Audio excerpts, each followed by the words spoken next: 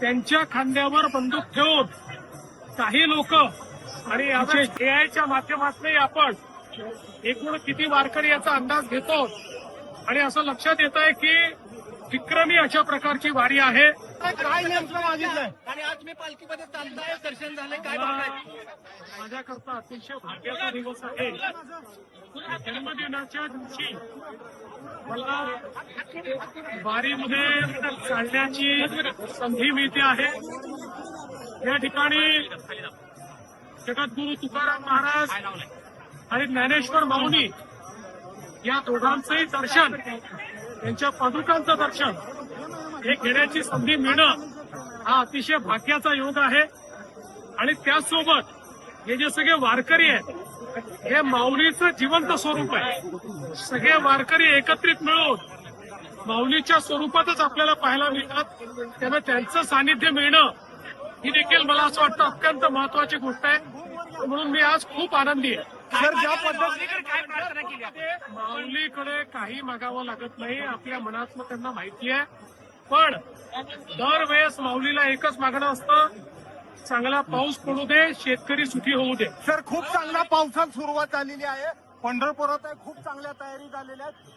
विक्रमी वारी भरण्याची शक्यता आहे. 30 ते 35 लाख वारकरी येतील. ते मला आता पालकमंत्री गोरे साहेबांनी आणि जिल्हाधिकाऱ्यांनी पूर्ण माहिती दिली. आणि यावेळेस एआयच्या माध्यमातूनही आपण एकूण किती वारकरी याचा अंदाज घेतो आणि असं लक्षात येत आहे की विक्रमी अशा प्रकारची वारी आहे.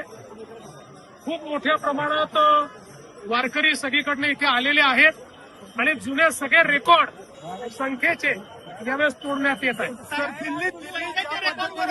यावेळेस स्वच्छतेचे रेकॉर्ड पडलेले आहेत. वाळवंटामध्ये पाऊस होऊ शकत नव्हतं, त्या ठिकाणी आता वारकरी जेवण करतात. एवढी स्वच्छता वाळवंटामध्ये आहे.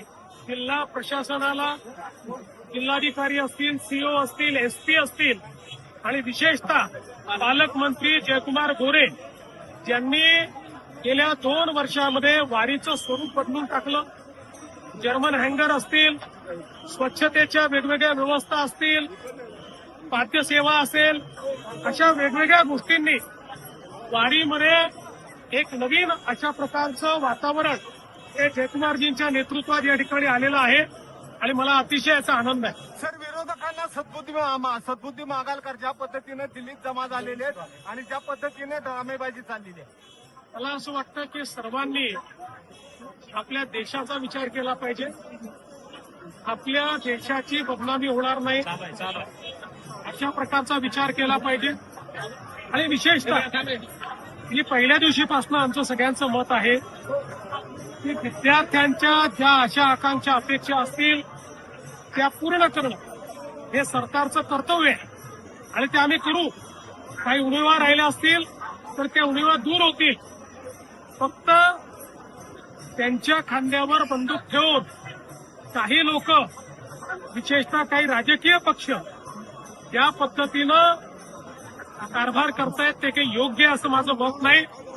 विद्यार्थ्यांच्या मागण्यांची आम्ही समरस आहोत आणि विद्यार्थ्यांच्या हिताचेच निर्णय हे केंद्रातलं आणि राज्यातलं सरकार घेईल.